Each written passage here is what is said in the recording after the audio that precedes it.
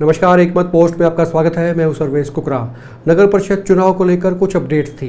इन updates के लिए आज मैं आपके सामने आपके साथ रूबरू हुआ हूं और ख़ास तौर पर हांसी नगर परिषद चुनाव के बारे में बात करेंगे। हालांकि तारीखों का ऐलान अभी चुनाव आयोग ने नहीं किया है, लेकिन ये भी है कि सरकार जिस वक्त चाहेगी, सरकार जिस वक्त इशारा करेगी, चुनाव हो जाएंगे, क्योंकि कोर्ट का कोई स्टे कम से कम नहीं है। हांसी नगर परिषद चुनाव को लेकर बड़ी अपडेट ये है कि हमने आपको पिछले दिनों बताया था कि यहाँ बीजेपी के 3 संभावित उम्मीदवार हो सकते हैं जो टिकट की रेस में हैं, लेकिन उनमें से एक जो संभावित थे उन्होंने अपना नाम खुद खींच लिया है, वापस खींच लिया है और ये कह दिया है कि वो टिकट नहीं मांगेंगे। इस दौड़ में आज के बाद में वो नहीं है और ये नाम कमलेश गर्ग का है। आपको ध्यान होगा, हमने आपको 3 नाम बताए थे। एक नंबर मदन सेठी, दूसरे नंबर पर पूर्व में नगर परिषद की चेयरमैन रही निर्मला सैनी के परिवार से रिंकू सैनी, और तीसरे नंबर पर कमलेश गर्ग का नाम हमने आपको बताया था और ये भी बताया था कि वो संघ की पसंद हैं, संघ को कमलेश पसंद है। आपको ये टाइटल भी ध्यान होगा। लेकिन कमलेश गर्ग, हालांकि उनका कद बहुत बड़ा था, लेकिन बावजूद उसके जो भी उनकी सर्कमस्टांसेस रही, उनको ऐसा क्या लगा, कोई पारिवारिक या बिजनेस को लेके उनकी कुछ दिक्कतें शायद रही हैं, उन्होंने अपना नाम इस रेस से वापस ले लिया है, वापस खींच लिया है और अब वो चेयरमैन की टिकट नहीं मांगेंगे, ऐसा उनकी तरफ से साफ किया गया है। ऐसे में 2 नाम बचते हैं जो पिछले 3 नाम थे।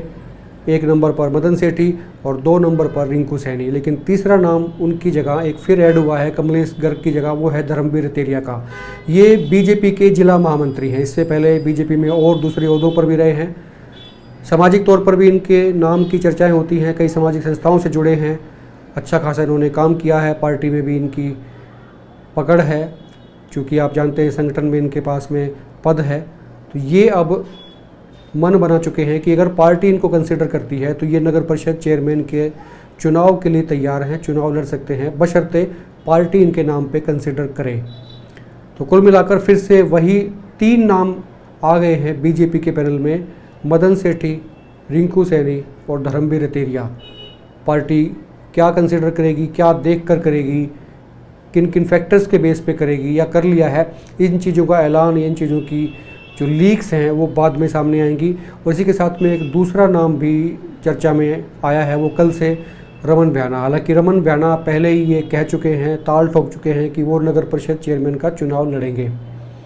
लेकिन कल जो परिवर्तन हुए, बदलाव हुए, वो ये हुए कि पहले वो ये कह रहे थे कि निर्दलीय चुनाव लड़ेंगे, जनता उनके साथ है, वो जनता के साथ है, उन्हें किसी की टिकट नहीं चाहिए, किसी का कोई लेबल नहीं चाहिए। लेकिन वो लेबल उनको कल मिल गया, टोपी उन्होंने पहन ली है, आम आदमी पार्टी की टोपी उनको पहना दी गई है।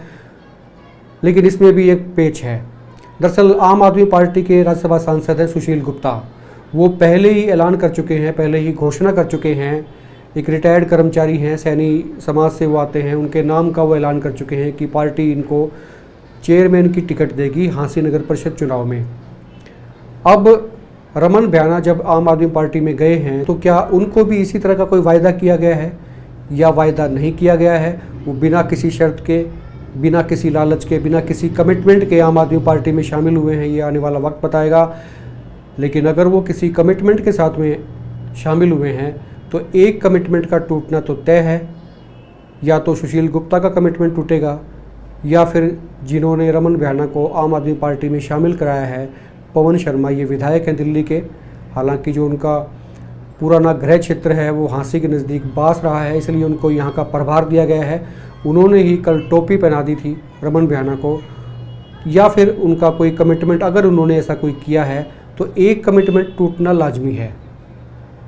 सुशील गुप्ता का अगर कमिटमेंट टूटता है तो क्या फिर वो ये कहा जाएगा कि सुशील गुप्ता झूठे वायदे करते हैं, झूठी बात बोलते हैं और झूठे प्रलोभन दे के किसी को पार्टी में लेके आते हैं? अगर ऐसा होता है तो अगर रिटायर्ड कर्मचारी जिनके नाम का वो ऐलान कर चुके हैं, उनको टिकट पार्टी नहीं देती है, उनको कंसिडर नहीं करती है और बदल के रमन भ्याना पर आ जाती है, तो ये तय मान लीजिए सुशील गुप्ता झूठे कहलाएंगे, ये लाजमी है। लेकिन अगर ऐसा नहीं है तो फिर रमन भ्याना आम आदमी पार्टी में क्या सोच कर गए थे या उनको पार्टी किस तरह से देखेगी, ये चीज़ें अलग अलग हैं। जितनी देरी बीजेपी चुनाव में कराएगी उतना ही नुकसान आप ये तय मान लीजिए इस पार्टी को, सरकार को होगा। लेकिन जो मैं आपको ब्यूरोक्रेसी की बात कर रहा था, तो सूत्र ये बताते हैं कि ब्यूरोक्रेट्स नहीं चाहते कि जल्दी चुनाव हो। अब आप कहेंगे कि इसकी वजह क्या है। काफ़ी सारे लोग जो आप देख रहे हैं इनमें से समझ भी चुके हैं या समझते हैं कि इसकी वजह क्या है। इसकी वजह, वो एक गाना भी आया था, सारा रोड़ा पतली कमर का, लेकिन यहाँ पतली कमर नहीं, यहाँ माल का रोड़ा है। रोड़ा ज़रूर है लेकिन ये माल पर रोड़ा है। आप ये सीधा सीधा फार्मूला समझ लीजिए कि जितने ज़्यादा सिग्नेटरी होते हैं, जितने ज़्यादा सिग्नेचर्स होते हैं किसी भी काम में, वो जो हिस्से कहे जाते हैं कि हिस्से चले जाते हैं इधर से उधर, तो उतने ही हिस्से बढ़ते हैं। आपसे गुजारिश मेरी ये है कि आप अपने कमेंट्स खुलकर लिखिए। आपके दिमाग में, आपके दिल में जो भी आपकी भावनाएं हैं, जो आप सोचते हैं, वो आप नीचे कमेंट बॉक्स में ज़रूर लिखिए, खुल के लिखिए। वीडियो को शेयर करें और एक बार फिर से आप ये बताएं मुझे कि हांसी में, कम से कम आज मैं हांसी की बात कर रहा हूँ, हांसी नगर परिषद चेयरमैन कौन होना चाहिए, क्यों होना चाहिए और क्या उसकी वजह हैं। आप वीडियो को शेयर करें और आप देखते रहिए एक मिनट पोस्ट। नमस्कार।